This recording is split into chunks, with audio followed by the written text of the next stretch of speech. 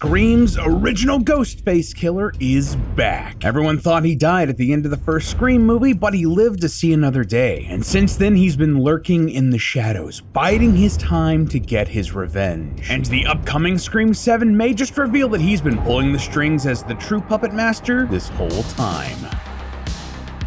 Hello, Internet! Welcome to Film Theory, the show that just loves to watch you scream.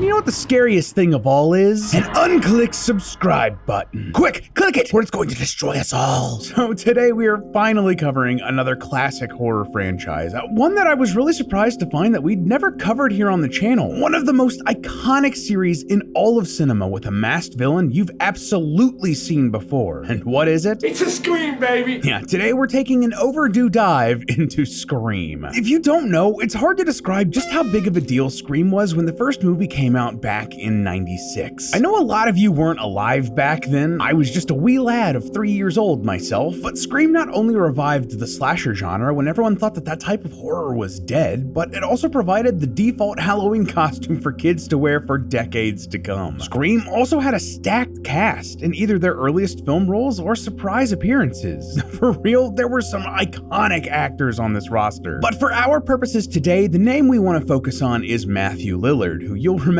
as either the best Shaggy, don't at me, or Mr. Urple Purple himself, William Afton. Yeah, Purple Guy's got a history in horror, man. Let me set the scene for you in case it's been a while since you've seen the original Scream, or, you know, you weren't alive yet.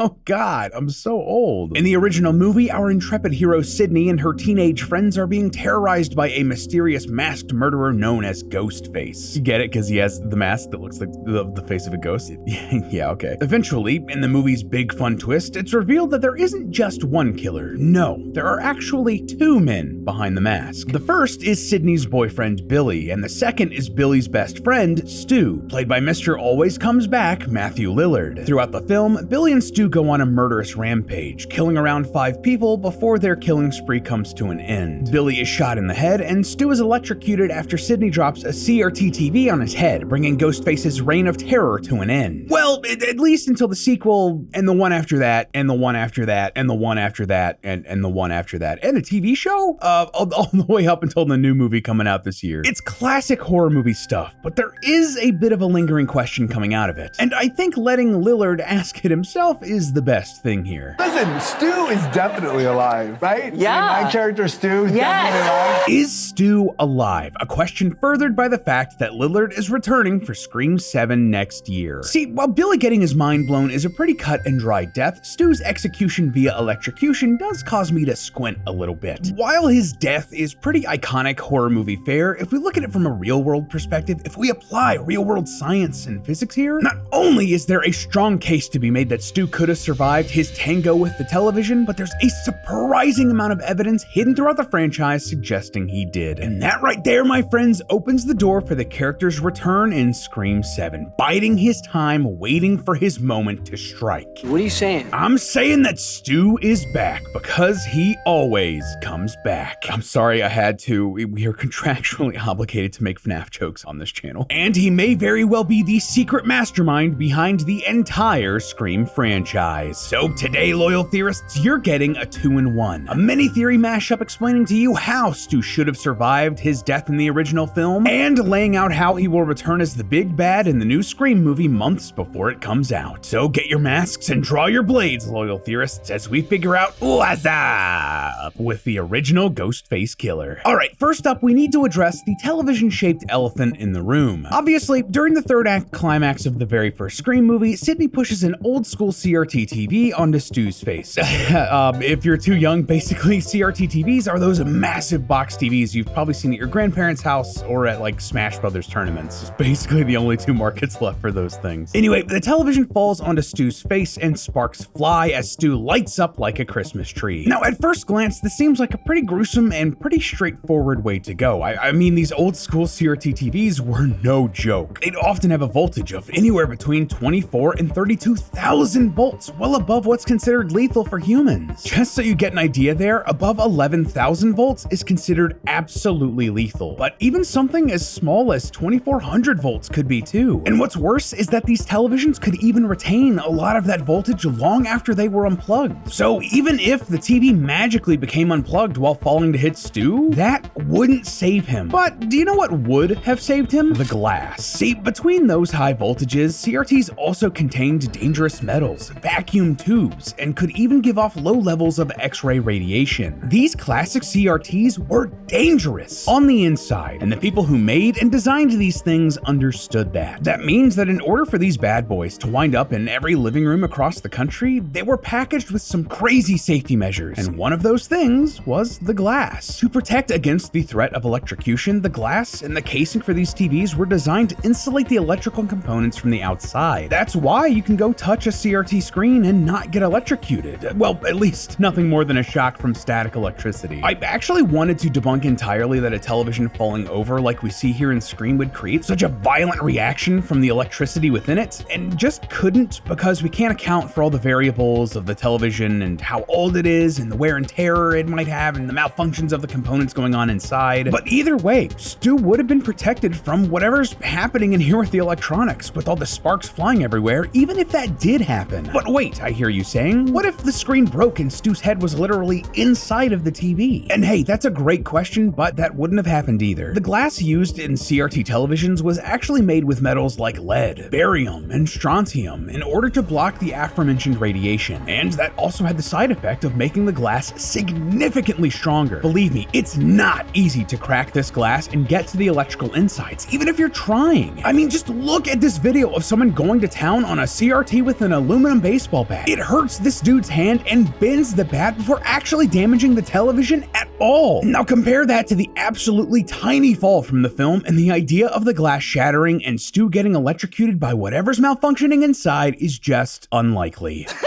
Personal story on this, but I actually used to have a CRT in my bedroom when I was a teenager. It was a hand-me-down from my mom, and it's what I played all my old school Nintendo games on. Served me well all the way up until the Xbox 360. Anyway, I had it sort of precariously perched on the edge of this display stand, and one day it tipped over, fell a solid foot or two, and face-planted on the hardwood floor. Not unlike what we see here with Stu, actually. But the TV had zero cushioning for this fall. I was terrified it was going to be broken because I couldn't afford another TV at the time. But when I got it all set back up, it was actually mostly fine. The screen was mostly intact, it turned on, everything worked. The only thing off was a bit of color distortion at the edge of the screen close to where it first made contact with the floor. The fact is, there's just little possibility that the TV would have been cracked or damaged enough for Stu to be electrocuted. In fact, the thing he probably would have needed to worry about more was the weight of these things. Thanks to those thick screens, CRTs similar to what we see here in Scream would have weighed somewhere between 50 and 150 pounds. Trust me, having hauled a few of these things to friends' houses to play video games, that is an accurate number. If that got dropped on your head with no warning, that could seriously damage you, give you a concussion, or could potentially crack or crush your skull. So then, Stu should be dead? Well, no. Rewatch the scene. Stu was prepared. Not only did he get off a good,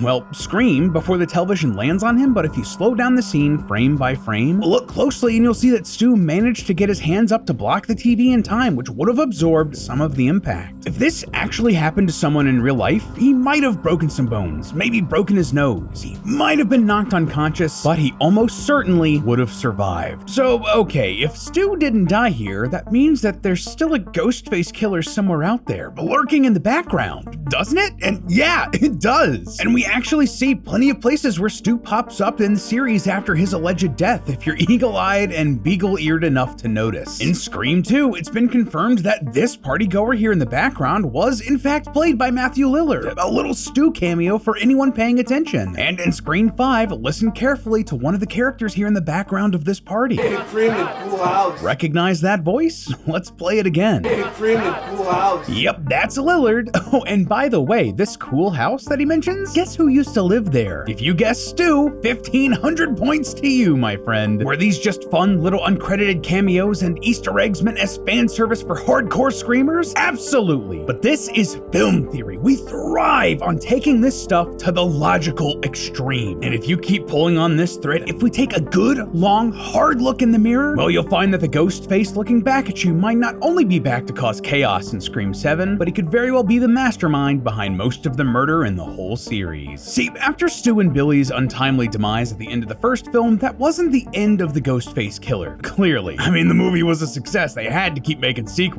But in each of these subsequent movies, it was a new person, or persons, under the iconic mask, carrying out some new murderous scheme. But the catch here was that the killers, regardless of their motivations or means of murder, basically all of them had some special connection to one person in particular, Sidney, the protagonist of the first movie and the prototypical girl who lived. Obviously, there's Sidney's boyfriend Billy from the first film, but also in Scream 2, the role of Ghostface is taken over by Billy's mother. In the third film, Roman is Sidney's long-lost half-brother given up for adoption. Jill from Scream 4 was Sidney's cousin, and in Scream 5, Richie is dating Billy's daughter Sam. The only Ghostface who didn't have a direct connection to Sidney was from Scream 6, which also happened to be the only Scream movie Sidney wasn't in. It would appear that someone out there has a grudge against Sidney, and I wonder who that could be. Oh, and also just real quick, even though Sam was the protagonist of Scream 5, there's still a world where it makes sense where Stu would also want to hurt her. In Scream 3, we learned that Billy's original plan was to pin the whole thing on Stu.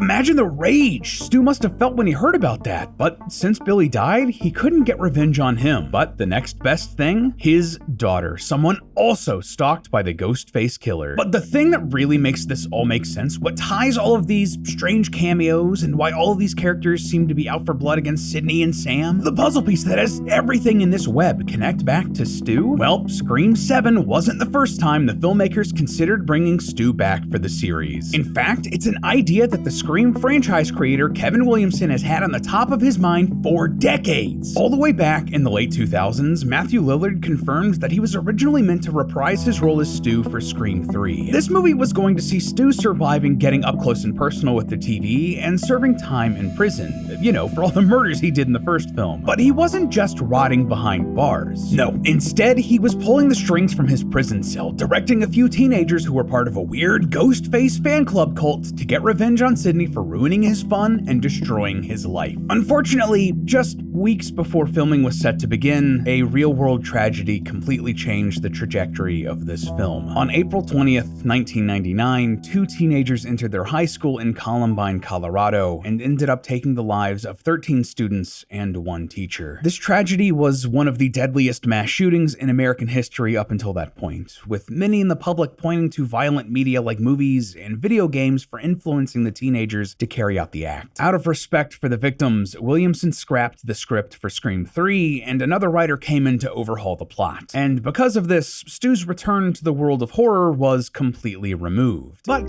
that doesn't necessarily mean that the story disappeared from the minds of its creators. See, while Williamson did go on to write and produce Scream 4, he hasn't really had much to do with the day-to-day creation of the series since then. He was an executive producer on both 2022's Scream and Scream 6. An executive producer basically just gives a thumbs up to a project and gets paid for it. And he wrote the pilot episode for the Scream TV series that apparently existed before it went on to have 3 seasons run by somebody else. The upcoming Scream 7 is the first movie Williamson has had a direct creative hand in decades. In fact, he's the director of this new movie. Scream 7 also had a lot of troubles in its production. Basically, its entire cast were either fired or left the project early on, requiring a complete rewrite very quickly. So this is how I see things playing out. We know that theoretically, Stu should have survived the television hitting his head. We know that Williamson also thinks that this should have happened and that he wanted this plot to happen before. So there is very much a world where Williamson came onto this project, collaborated with writers for the new movie, and put together a new story very fast. And what better way to do that than picking up an abandoned storyline and finally letting it pay off? Finally letting Stu return after stewing in his hatred for years to enact his revenge against those that he believes wronged him. And hell, he might even be pulling the strings from prison, just like we know he was going to in that original plot for Scream 3. And now, with Scream 7, he can take matters into his own hands, put the mask back on, and reclaim his title as the original Ghostface killer. Finally bringing this franchise and his character full circle. spectacle, and most importantly, fulfilling Stu's promise from the very first Scream movie. I'll be right back. But hey, that's just a theory. A film theory. And cut. Up next on Film Theory, 28 years later is terrifying, but why?